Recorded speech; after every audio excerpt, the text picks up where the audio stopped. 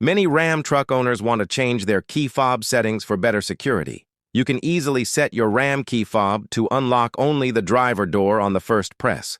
To do this, you just need to access the settings menu on your Uconnect touchscreen display. Press the gear icon on the bottom right of your screen to enter the main settings menu. Scroll down through the list until you find the option labeled Doors and Locks.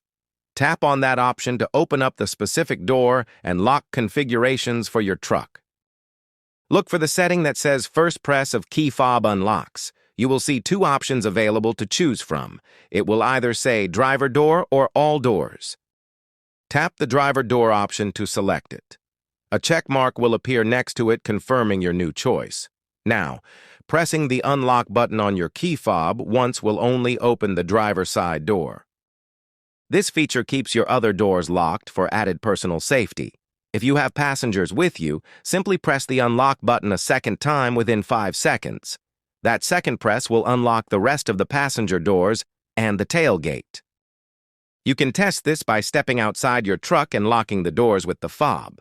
Press the unlock button once and pull the driver door handle. It will open while the other doors remain securely locked.